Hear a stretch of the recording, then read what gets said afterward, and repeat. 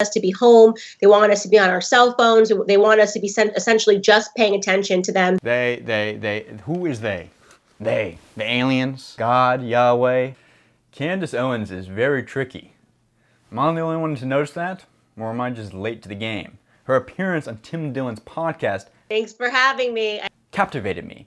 Because we can realize she's very compelling. She's very convincing. But she also has really bad ideas. And understanding how those two come together to create Candace Owens and why she's so loved and hated, I think we can understand in this interview. But first, I have a low-budget visual of a person's thinking.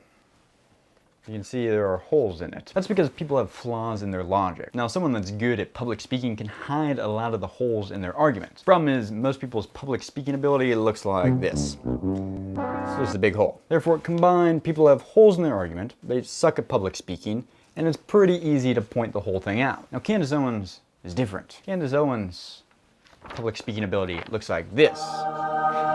Also low budget, but bear with me, the point is good. Put her public speaking abilities on top of her ideas, it's suddenly much harder to find the holes in her thinking. Her rhetorical talent protects her, which is what I want to talk about. Because Candace Owens is smart dumb, the way people are skinny fat. And persuasion versus intellectual rigor are two different skill sets. So let's take a watch, let's take a little look, take a little gander at her ability of persuasion versus her ability at intellectual honesty. Our infection rates, first they were playing around with the death rates and we had the censorship from the tech.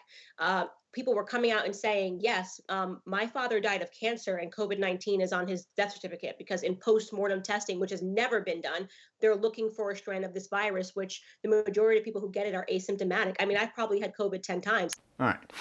It's called an autopsy. It's done all the time to figure out how people died. Second, had COVID 10 times? You've had COVID 10 times. No. You've either had COVID or you haven't. Have you had a test, Candace? Have you had a test or you not had a test? If you had a test, was it negative or was it positive? You tell us. Third, the majority of COVID infections are asymptomatic. That is false.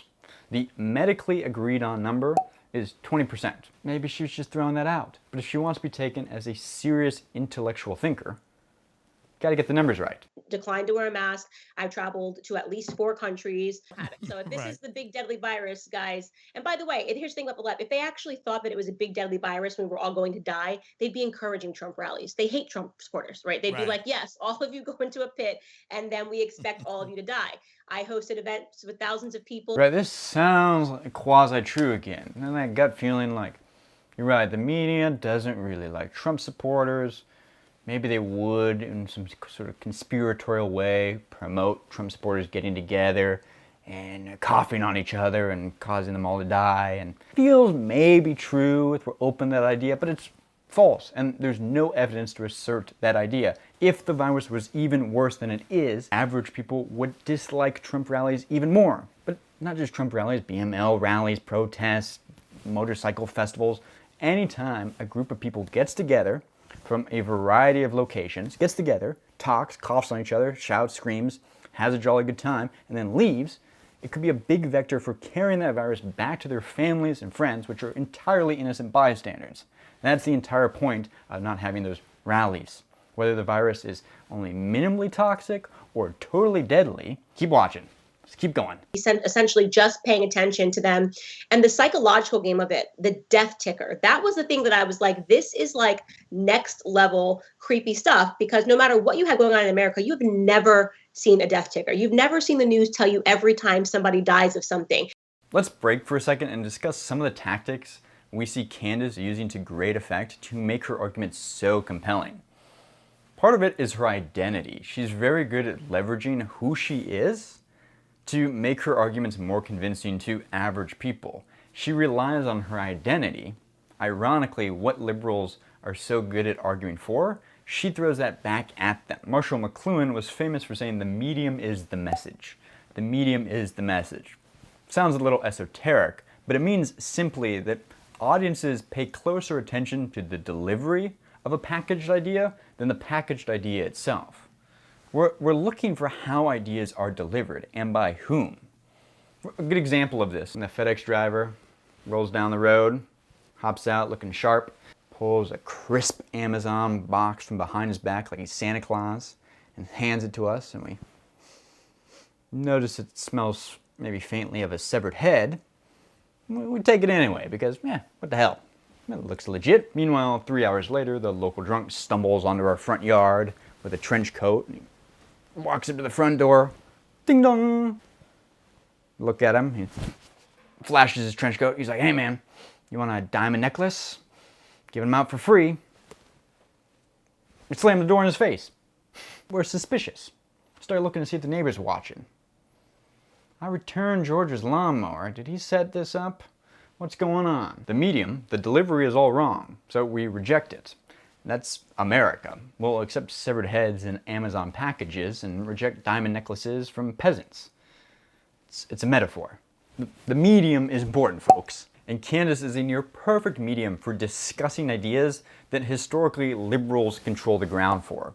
Like, she is a classically pretty black woman, always smiling, speaks quickly without too many ums and ahs, and her identity allows her to be less challenged on issues of womanhood and race. Ironically, because liberals place such an emphasis or allow lived experience as a legitimate argument, she's able to turn that on its head. She leverages the medium of her identity to pump her ideas forward. It's very effective. The other thing our ears are drawn toward right away is that phrase, death ticker.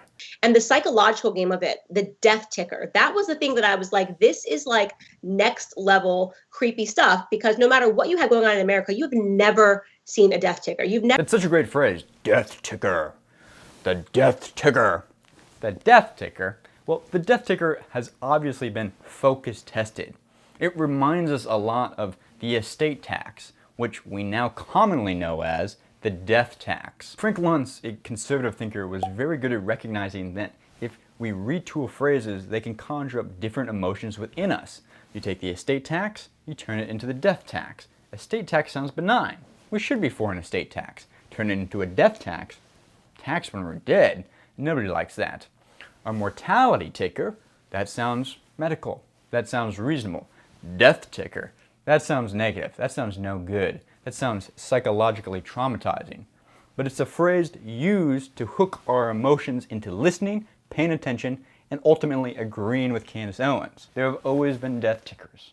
There have been death tickers for the war in Afghanistan, for the war in Iraq, for H1N1, for SARS. There's been death tickers for the Vietnam War. All the news channels, after they would finish the nightly news, used to read off the names of the fallen soldiers for that day in Vietnam. That's not psychological trauma, that is the normal life cycle of the news. No different than when you see the national debt ticker tick up and up and up and up. Is that psychological trauma, or is it just a statement of fact? Dies of something. How they even were able to do that, considering your health records are private, yet they were somehow telling you how many people were dying of COVID-19, was completely bizarre. If there was a death ticker to tell you every time somebody died in a car accident, you'd never get in your car, because it creates psychological trauma. And that's what they were trying to do, psychologically traumatize people to fundamentally change the way that we act every single day. No, again, a very flimsy straw man. Not even straw, a balsa wood man of an argument, frankly. Frankly, this is a balsa wood man argument. The media does not report on automobile deaths because otherwise it would psychologically traumatize Americans. The automobile is not new. In the early 1900s, at the turn of the century, every automobile death was publicized because it was new, it was exciting, it was novel. That was the point of news. A family dies in a new car wreck. Man steers off the road in his little Ford Model 5, whatever it's called, into a tree. Every car death was reported because it was shocking, it was new. As cars have entered into our lives as an everyday occurrence, one, we know the statistics, they are accessible to anyone, but two, we've internalized the risk. We know the risk of automobiles, we do it anyway. In 2130, no news outlet will be reporting COVID deaths if it still exists because we will have collectively internalized the risk like we do with anything else in life over time. Again, Candace is pointing to what is the natural life cycle of news and claiming it's something it's not. And Candace Owens studied journalism at the University of Rhode Island. She knows how news media operates. She knows what the life cycle of news looks like. I don't think she's being intellectually honest here. She's using tricks of persuasion. She's moving fast, calling attention to things we often don't think about, like automobile deaths, which are common and so high, and pointing out why does the news not report on it. but she knows why the news doesn't report on it. It's a balsa wood argument. We're trying to do, psychologically traumatize people to fundamentally change the way that we act every single day. And it happened. People bought into it. I mean, I just was at the grocery store and a woman came up to me and she just said to me, "Excuse me, you're pregnant. I want to let you know if your mask is not over your nose, like you're going to catch this thing." Ironically, you know me, I love Whole Foods. Right. And yeah. I turned to her and I said, I don't care if I get coronavirus. I mean, what is wrong with you? What weird, like I'm a young. What is wrong with the lady? The lady was doing something that we call in the United States, at least in the Midwest, where I'm from, politeness. Politeness. The lady walked up to Candace Owens and said, "Hi, I don't know if you are aware, but the way you get infected with COVID-19 is through your eyes and your nose. Your mouth exhales the virus to other people, but you get it through your nose. So if your mask is only on your mouth, you may be protecting other people, but you're not protecting yourself." Candace obviously did not want to interpret this woman's politeness in any sort of positive fashion. She wanted to use this woman as a pawn in some narrative she's trying to tell us, the audience, and Tim Dillion about how this lady is too scared of COVID. No, the lady was trying to be polite to you in Whole Foods, Candace. Virus. I mean, what is wrong with you? What weird, like I'm a young, springy, 31-year-old woman. If I get coronavirus, I promise you it's not going to be anywhere near as bad as the flu. Whoa. I thought you just said you had coronavirus 10 times already. I mean, I've probably had COVID 10 times.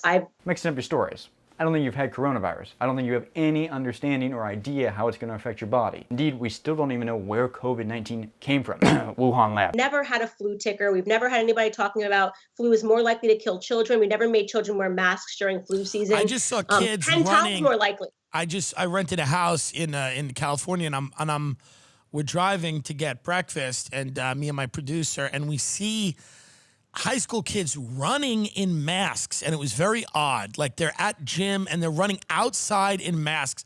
That's when I go, this doesn't make any sense. I understand you're in a crowded place, you want to wear a mask, whatever, but running outside in mask, it does feel cultish and weird. Yeah, it's just weird, especially because the statistics are in. The kids are more likely to die of the flu. So why weren't we masking these children every flu season? And it's because it's all about the psychological trauma of seeing a child in a mask and we're all in this together, all of this like commie type rhetoric. Last point, psychological trauma of wearing a mask. The purpose of wearing a mask during a global pandemic is that it has a utility. It slows the spread of the virus. The similar argument could be made for shoes. There is psychological trauma of seeing an innocent child wear tennis shoes. Shouldn't wreck this young child with having to wear shoes. That's awful. Take off their shoes. Psychologically traumatizing to me to see a children in shoes. Shoes are both functional and fashionable. They serve a function. They protect the feet, and they also look good. But does a child need to wear shoes? Technically not. Now, it protects their feet from bacteria and nails and toothpicks, whatever's on the ground, but they don't have to wear it. It's the same with a mask. Psychologically traumatizing. Are clothes psychologically traumatizing to a child? If that argument held water, then the logical continuation of it should be that children should not wear any clothes. They should be kept pure. They should be kept clean. Shouldn't be saddled with the cultural mores and norms of clothing or masks. Again, Candace, sounds great. Persuasive. You look great saying it. You look assertive. You look confident, like you know what you're talking about. But I think about it, you gotta do better than use scary words, like psychologically traumatizing. All right, let's cut it there. That's the video, but I want to close on a few notes. I like Tim Dillion, and I'm very much for Tim Dillion having Candace Owen on his podcast. Silencing people you disagree with? Net. No good. I'm not fazed by people who view the world differently than I do. Quite the opposite. By having Candace on to speak freely, we can better refine our opinion of her intellectual strength. And when we listen, like we just did, we find her strength actually isn't her ideas. Her strength is her ability to convey ideas. Good ones, bad ones. Doesn't matter.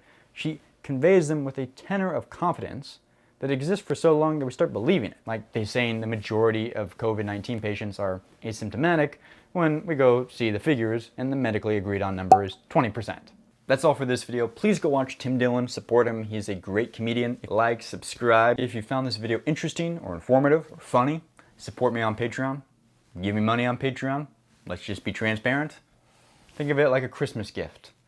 All I want for Christmas is... Speaking of which, I answer questions on Patreon, and it is now time to answer some Patreon questions from my last video. First question from Patreon. With Ezra Klein moving to the New York Times, would the reason for him doing so be less out of getting out of Vox, while getting is good, and more to rebuild and oversee his notorious, quote, journalist syndicate of corrupt journalist hacks to run cover for the dumpster fire that is going to be the Biden-Harris administration?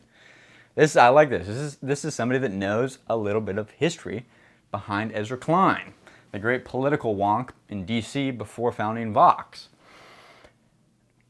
Perhaps unlikely. I don't think he's going to go back to doing the same thing.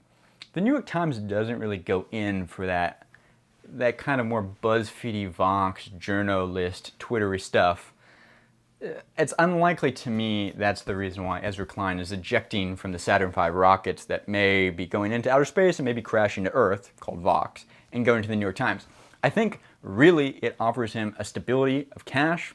He really doesn't have to think about managing people or managing IPOs or managing revenues or profits. He can write whatever he wants, and he's going to get a fat paycheck at the New York Times. It just simplifies the life. Yeah, I got an op-ed column at the New York Times. It's a great cushy gig. You don't have to think about much beyond writing whatever you want in your weekly or monthly op-ed column.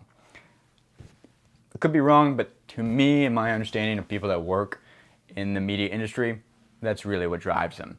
Second question, do you believe there will be a second wind for a lot of news websites once Biden takes over, as far as other miracle investors suddenly pumping money into places like BuzzFeed, Vox, Gizmodo, to capitalize on the launch of a Biden presidency? Or do you think that the left-wing web news places like that are too much damaged goods for investors at this point to try and continue to prop up? Too much damaged good. Too much damaged goods. It was never the VC, like Blair Hippo venture capitalist funds, were never ideologically driven. They were profit driven. And in the 2014, 2015, 2016, there was a lucrative idea where some of these VC-backed media companies were also getting juicy contracts from Facebook and YouTube.